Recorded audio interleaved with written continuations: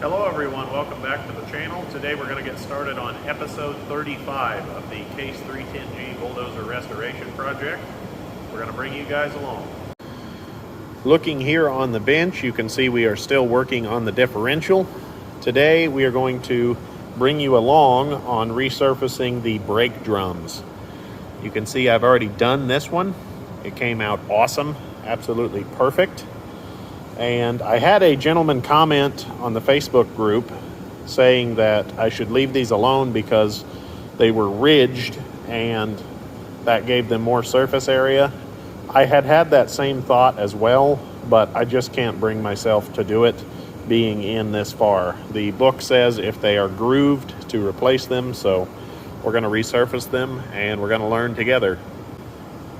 A closer inspection of the brake drums will show you that these, I believe, were only ever surfaced on a lathe. I'm hoping the camera will focus in enough. Hopefully you can hear that scratching sound. That is the original turning marks where these were surfaced. These units never wear on this outer 3/8 of an inch. Not sure why, they just don't. Probably the brake band does not rub over that far. So resurfacing these on the lathe is going to be perfect. I shined them just slightly with emery cloth just to get a good finish. Before we can get started on the lathe, I wanted to show you that my rivets have loosened up just a little bit from years of use. You can hear it click.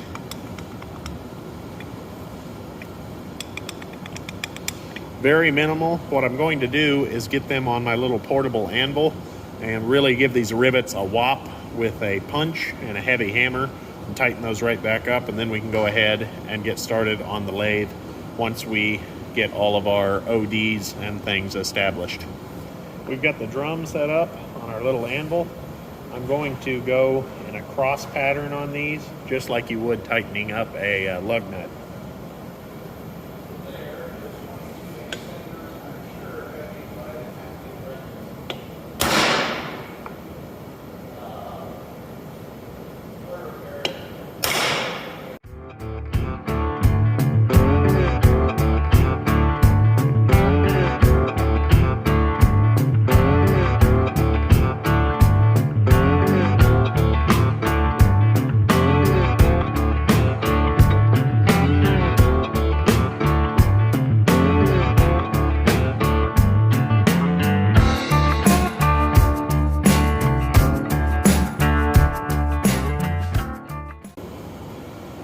Back on the other side of the bench, we had good contact with our small little anvil, and we have no wobble anymore. That is perfect. I used a smaller diameter punch to where I was not just mushrooming out the head of the rivet, I was also expanding the shank. Tighten this right up, no need to go any further. We are going to establish our outside diameter of the brake drum. I have the large 12-inch caliper here. There are better tools for this, but I do not have them. Consistently across the board, I am coming up with 8 inches, 494 thousandths all the way around. So we are 6 thousandths under 8.5 inches. What I'm going to do is set my large handheld caliper right here. I'm going to set this 24-inch to this outside diameter so you can see how much we have taken off once we're all said and done. I'm going to go ahead and set this now. My father picked this up for me at an auction, and it is just so handy when you're doing heavy machine work. You can set this and then check how close you're getting. Very quickly. Not that we're doing heavy machine work, but it's just a handy standard analog caliper that you can check your OD or ID with. We are here in Charlie's micro shop. We keep the lathe in here because this is the only portion of the shop that is heated full time. We are here on the Inco Lathe. We purchased this not too long ago, and it's been a good little addition to the shop. I would like to start this portion of the video by saying I am no professional machinist. This is about the 5th time I've used a lathe, so if you see something I'm doing wrong, comment down below. I would love to learn more about it, but I just don't have the time to just take off and play on this machine full time. I have a dozer to rebuild after all. We're gonna go ahead and get the brake drum chucked up on the 3-jaw. I apologize for the lighting in here. We don't do a terrible amount of work in here because the space is so small.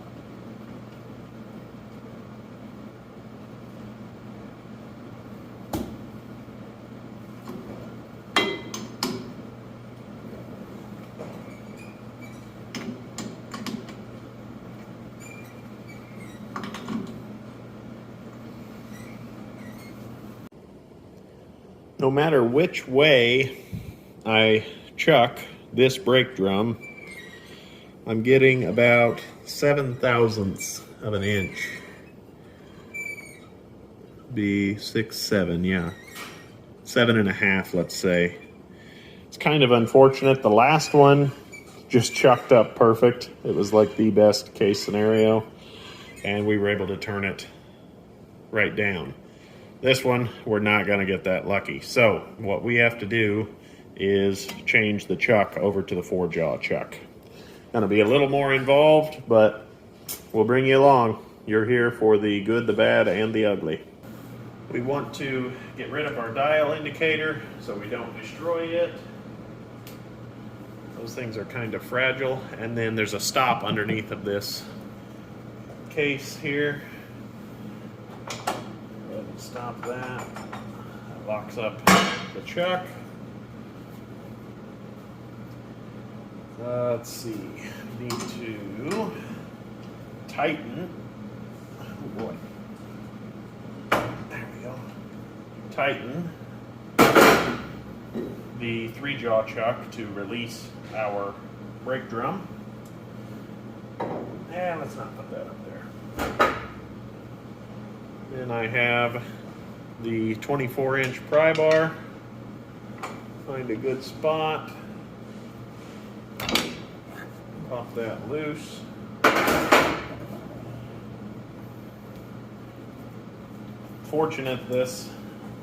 I'm fortunate this lathe has a quick change chuck like this. Not all of the older ones were like this, where you just have the threaded portion on the back of the chuck. We gently, oh so gently, roll that into the bed. Make sure we're ready.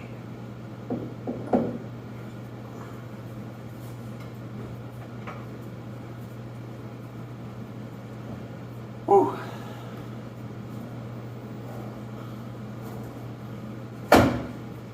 Go.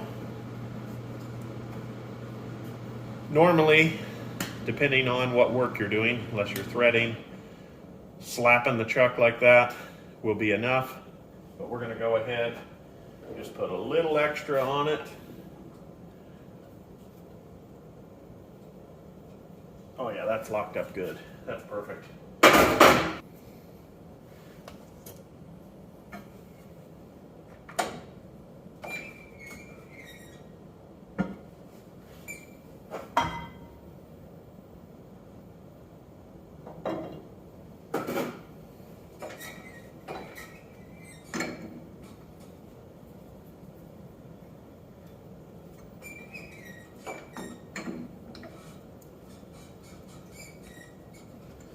Just bringing all the dogs out.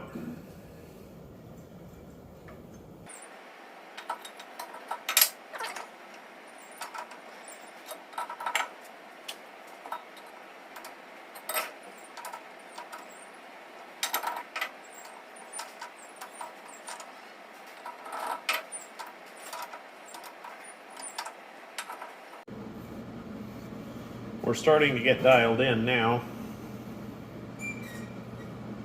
One of the easiest ways to get your 4-jaw chuck set is just to eyeball it. I know that sounds crazy, but you find like the grooves on the front of the lathe chuck, and you get them close with your eyes. Then you start bringing in your dial indicator. There we go.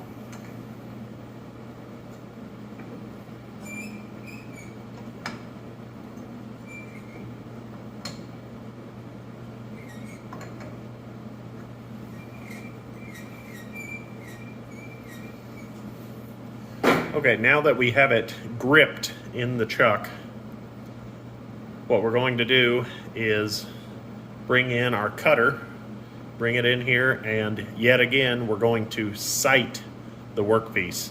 What I mean by that is you bring your cutter in here and then you just say, oh my goodness, I'm 1/8 of an inch out on this one. So you crack it, go to the opposite side, tighten it. Another handy thing you can do is label your dogs. 1, 2, 3, and 4.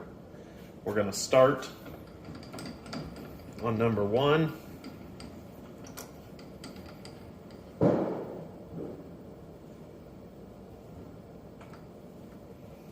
We're actually even going to have to readjust our cutter. One of the first things I am checking for is how the face of the workpiece is set in the chuck, and we did really good because we have a machined edge for the dog to push up against on the inside of the brake drum. So there's no need to worry about the face of what the cut would be because we're just going to be resurfacing this. Now what I'm going to do is move my cutter to my untouched part right here, and then we're going to sight zero this, and then we are going to get the dial face out.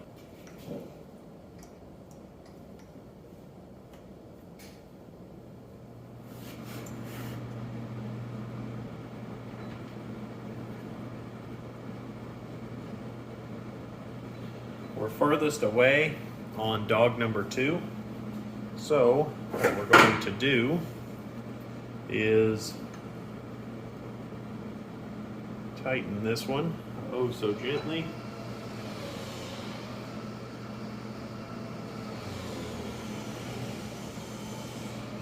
Dog 3. Again, we're just sight zeroing this. Pardon the noise. Charlie is putting on a travel shell on his wife's minivan so they can go on vacation. Okay, on number 3, we are farthest away, but I think we're tight enough now. I want to loosen the opposite dog. So we need to go to dog 1, and we will turn this one to the right, oh so gently. We go back to dog 3, we turn it to the left. You just do this, and it just works. Plain and simple, and then you get your dial face out and really zero it in. And you can fuss with it. If I get into 1 and 2 thou, I'm happy. So I'm going to go ahead and get this sight zeroed as good as possible, then we'll bring in the dial face.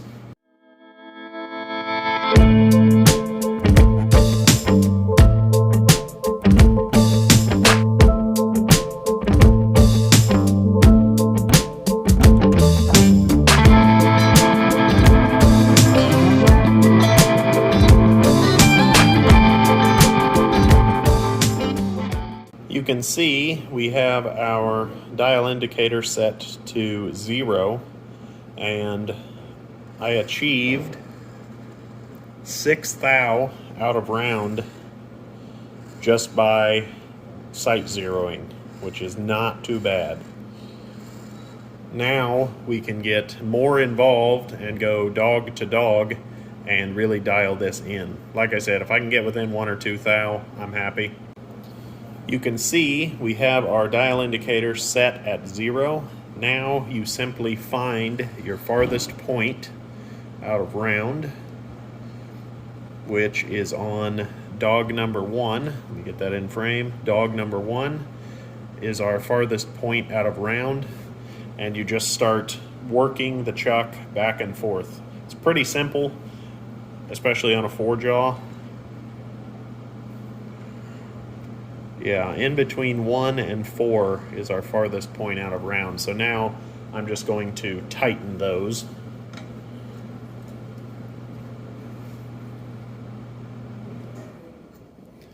Because we're still not quite set. Pardon my hand.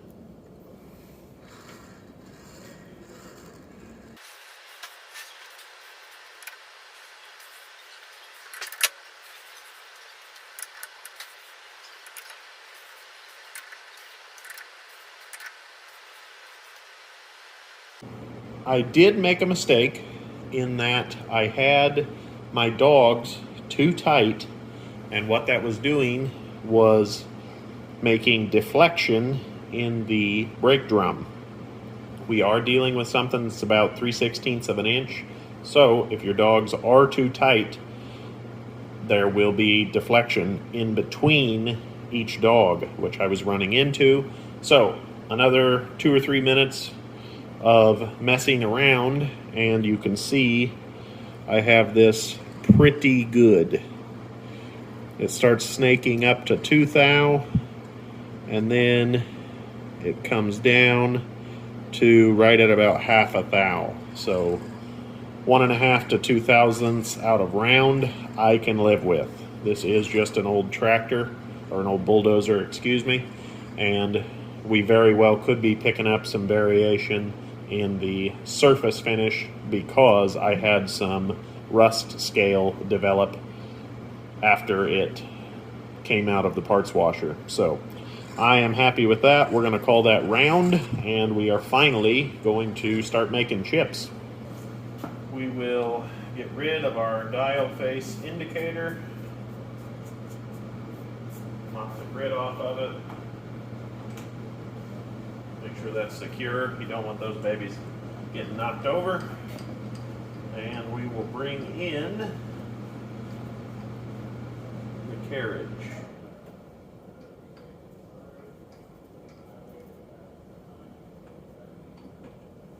Okay. Now we want to do a quick check, make sure that nothing is going to interfere with the workpiece. Come to the end of our cut. Yeah, we're not into any of the dogs, things of that nature.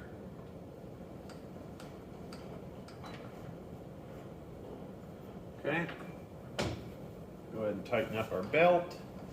Move our cutter away. Everything seems to be okay. Gonna go ahead and bring you guys in closer. I am going to cut this dry. The reason being, I tried it with a very thin oil, and I got a better surface with the carbide insert with cutting this dry. So I'm still not sure if this is cast iron or cast steel, but I got a perfect finish with just a dry carbide insert. We're going to bring up the carriage nice and slow. I'm going to get my safety glasses on. And I also have my sleeves pulled up. You should not be doing this with long sleeves. We're going to go ahead and oh so slowly engage the cutter.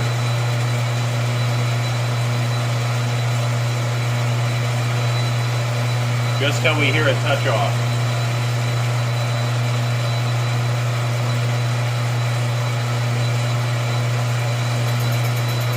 There we go. You can hear it.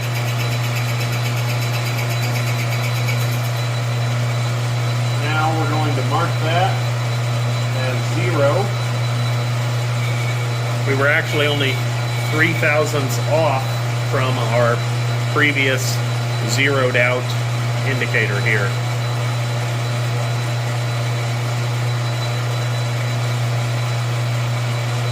Now I'm just going to go through just by hand for the first pass.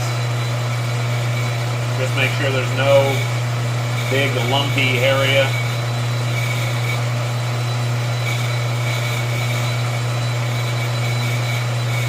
Okay.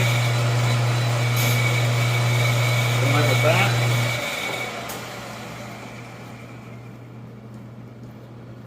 Just gonna check, make sure everything's still good. Make sure we don't have any loose dogs, anything like that before we start turning, taking material off.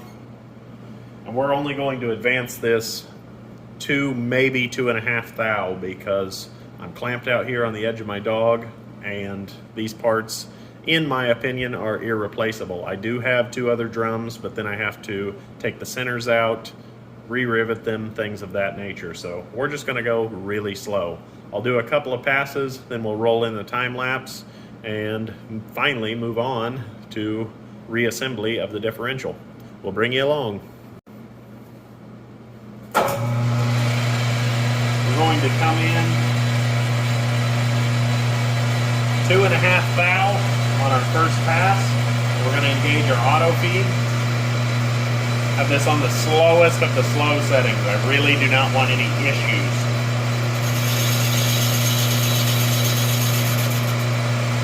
Now we go all the way across, just making sure there's no lumpy area on the brake drum.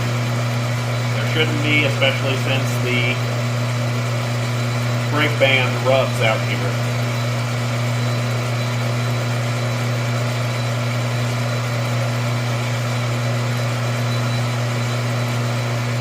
Okay, we're set. We're going to advance another 2.5 thou, engage our auto feed.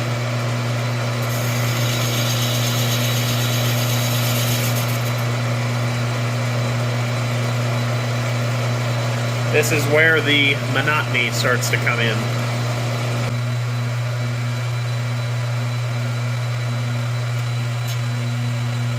Another 2.5 thou.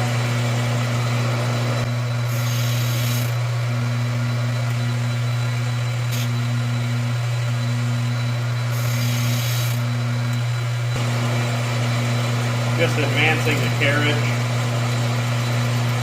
Yeah, we're just starting to pick up chatter out here. Just advancing the carriage by hand.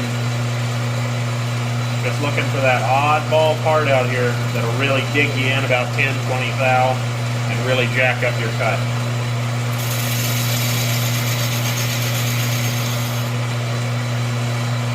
Okay, now that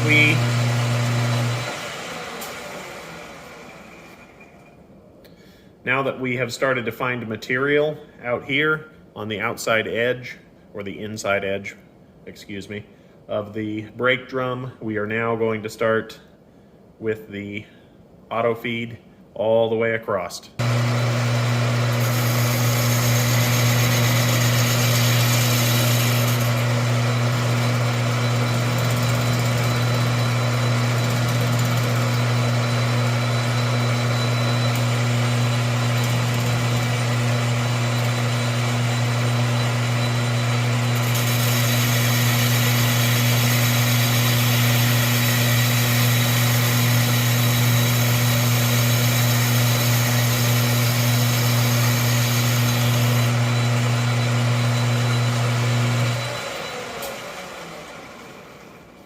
I have my tool so far out that I believe we are picking up some extra chatter in the tool itself.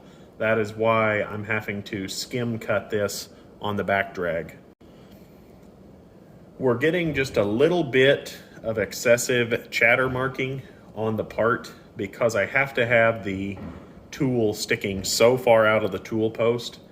So I'm going to continue at 2.5 thou until we get these grooves worked out, and then I'm going to slow down, even though it will be more monotonous, to 1 thou or possibly even half a thou at a pass with a skim pass, just to make sure we can save this part. We only want to take off literally as much material as we need to. We don't want to go any further.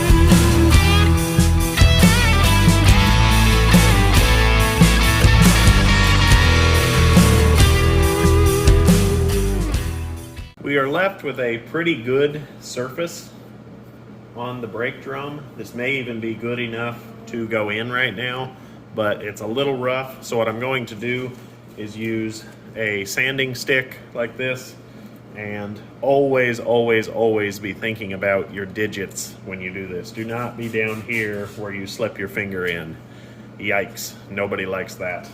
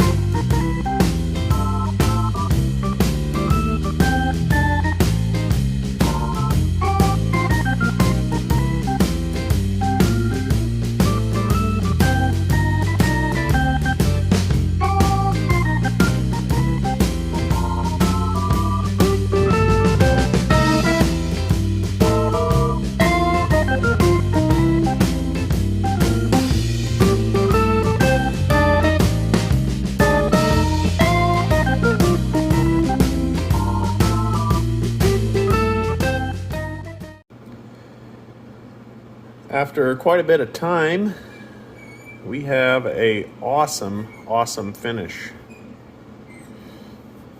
Cannot complain about it at all. I'm pretty sure this is going to work. Just feels excellent. Not my best work by any means, but for what we're doing, I think this is going to be perfect. We are going to check our OD on the brake drum. We are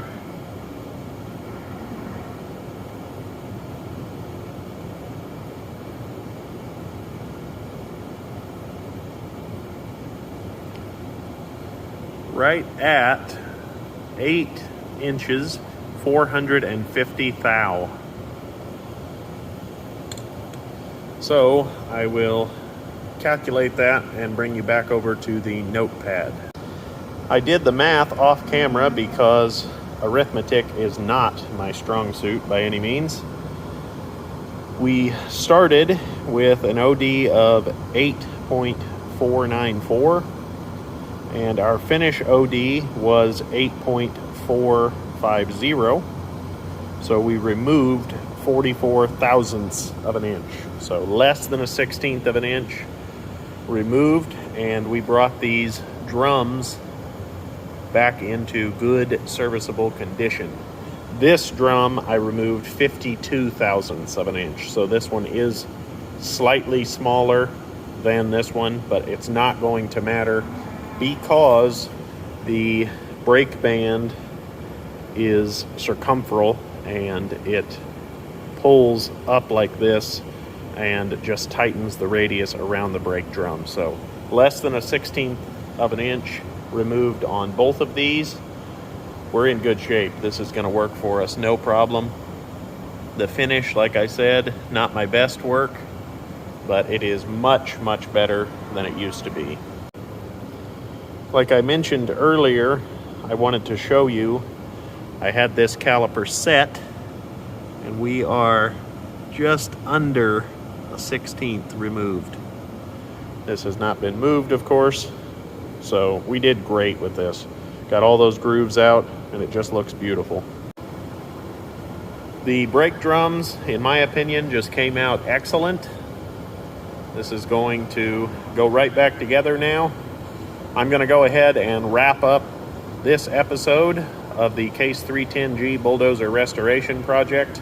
I would like to thank you all for watching. Please remember to like, share, and subscribe, and we'll see you next time.